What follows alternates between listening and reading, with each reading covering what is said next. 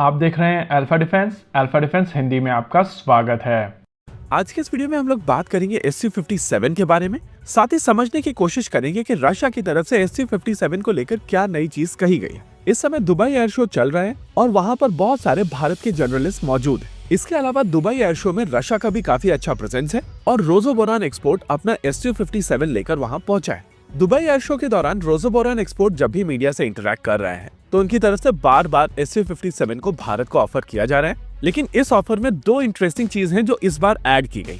देखिए, SU-57 भारत को कोई नया ऑफर नहीं है, यह एयरक्राफ्ट भारत को काफी समय से ऑफर किया जा रहा है। लेकिन रोसोबोरान एक्सपोर्ट के रिप्रेजेंटेटिव ने दुबई में कहा है कि भारत को जो एयरक्राफ्ट ऑफर किया जा रहा है वो ट्विन सीट वेरिएंट है और वो लोग भारत को इनवाइट करते हैं कि साथ में मिलकर ट्विन सीट वेरिएंट को डेवलप किया जाए। अगर आप इस ऑफर को ध्यान से सुनेंगे तो आपको समझ में आएगा कि FGFA प्रोग्राम के दौरान एग्जैक्टली यही प्लान था और तब आइडिया था कि इस एयरक्राफ्ट के प्रोटोटाइप के बेसिस पर एक ट्विन सीट वेरिएंट बनाया जाएगा और उस समय इस प्रोटोटाइप को कहा जाता था पाक-फा T-50। तब से अब तक यह एयरक्राफ्ट काफी ज्यादा रिफाइन हो चुका है और इसमें बहुत सारे चेंजेस आ चुके हैं। हालांकि एक पॉइंट ऑफ टाइम पर जब भारत की तरफ से यह सिस्टम एक्वायर किया जा रहा था तब भी एग्जैक्टली यही आइडिया था और ये स्पेसिफिक पॉइंट बहुत ज्यादा क्रूशियल हो जाता है जिसको डिटेल में समझना बहुत जरूरी है। देखिए, इनिशियली जब रशिया ने भारत को पाक-फा T-50 प्रोग्राम ज्वाइन करने के लिए कहा था तब इसका पहला प्रोटोटाइप बन चुका था और इसकी बेस डिजाइन कंप्लीट थी। ऐसे में जब एयरक्राफ्ट की डिजाइन ऑलरेडी कंप्लीट है तो को डेवलपमेंट के दौरान भारत के पास में किसी भी तरीके का डिजाइन एक्सेस नहीं था। लेकिन अगर आप एक सिंगल सीट एयरक्राफ्ट को ट्विन सीट में कन्वर्ट करते हैं तो आपको दोबारा से इस एयरक्राफ्ट की डिजाइन को रिविजिट करना पड़ता है और इसके ऊपर छोटे छोटे लेकिन बहुत सारे रिफाइनमेंट किए जाते हैं, यानी कि एयरक्राफ्ट दोबारा से रीडिजाइन फेज में जाएगा और अगर ऐसा होता है तो भारत को डिजाइन में एक्सेस मिलेगा। एग्जैक्टली यही प्लान था जब भारत FGFA प्रोग्राम का हिस्सा था और अब रशिया की तरफ से इसी चीज को दोबारा से रीआइट्रेट किया जा रहा है कि अगर भारत SU-57 को अक्वायर करता है तो ट्विन सीटर वेरिएंट दोनों देश मिलकर बनाएंगे। यानी कि इन नटशेल रशिया की तरफ से भारत को यहाँ पर डिजाइन एक्सेस देने की बात की जा रही है और ये कॉन्वर्सेशन तब हो रही है जब भारत में HAL की फैसिलिटीज को इवेल्युएट किया जा चुका है और उनकी तरफ से कहा गया है कि लगभग 50% फैसिलिटी को यहाँ पर दोबारा रीयूज किया जा सकता है। बात हो रही है नासिक असेंबली लाइन की जहाँ पर SU-30 MKI बनाए जाते हैं और आइडिया है कि इसी लाइन को मॉडिफाई करके यहीं से SU-57 बनाए जा सकते हैं।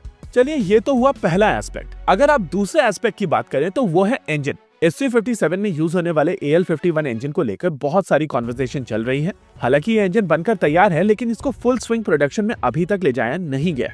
दुबई एयर शो के दौरान इस एयरक्राफ्ट के मॉडल्स दिखाए गए हैं और इन मॉडल्स के ऊपर आपको ये इंजन दिखाई पड़ेगा। इसके अलावा रोसोबोरान एक्सपोर्ट के रिप्रेजेंटेटिव भी जब मीडिया से बात कर रहे हैं तो वो बोल रहे हैं कि भारत को इस इंजन का एक्सेस मिलेगा और ये एक 5th जनरेशन इंजन है, यानी कि रशिया की तरफ से भारत के लिए SU-57 डील को और ज्यादा स्वीट करने की कोशिश की जा रही है। अब यहाँ पर यह क्वेश्चन उठता है कि जब रशिया की तरफ से भारत के लिए ये डील इतनी ज्यादा स्वीट कर दी गई है तो क्या अब भारत इस प्रोग्राम के साथ में जाएगा और क्या SU-57 भारत में बनाया जाएगा? देखिए, इसका आंसर कॉम्प्लिकेटेड है। रशिया के ऊपर अभी भी सैंक्शंस लगे हुए हैं और इस समय भारत और US के रिलेशनशिप भी बहुत ज्यादा अच्छे फेज में नहीं है। ऐसे में अगर रशिया और भारत के बीच में कोई बड़ी डिफेंस डील होती है तो वो केवल ट्रांजैक्शन तक सीमित नहीं रहेगी और वहां पर बहुत सारे जियोपॉलिटिकल एंगल्स आने वाले हैं। नेवरदलेस, ओवरऑल अगर चीजों को देखा जाए तो आप कह सकते हैं कि यहाँ पर रशिया की तरफ से भारत को ये एयरक्राफ्ट बेचने की कोशिश की जा रही है और लगातार उनकी तरफ से भारत के लिए ये डील स्वीट करने की कोशिश की जा रही है। वहीं दूसरी ओर भारत की तरफ से भी अपने ऑप्शंस को इवैल्यूएट किया जा रहा है, लेकिन क्योंकि चीजें अलग अलग जगहों पर बहुत ज्यादा कॉम्प्लिकेटेड है इस वजह से दोनों देश अपने अपने ऑप्शंस को एक्सप्लोर कर रहे हैं। लेकिन इस पॉइंट ऑफ टाइम पर यह चीज कही जा सकती है कि रशिया इस एयरक्राफ्ट को भारत को बेचना चाहता है और इसी वजह से वो भारत को अलग अलग जगहों पर अलग अलग तरीके के ऑप्शंस दे रहे हैं। इसके अलावा HAL के चीफ DK सुनील कुछ समय पहले रशिया गए थे और ये इंडिकेट करता है कि भारत भी इस ऑफर को लेकर थोड़ा सीरियस है। होप ये चेंजिंग इक्वेशन आपको इस वीडियो के दौरान समझ में आई होगी। इसी के साथ आज के इस वीडियो में रखते हैं केवल इतना ही। वीडियो को अंत तक देखने के लिए धन्यवाद। देखते रहिए अल्फा डिफेंस। जय हिंद।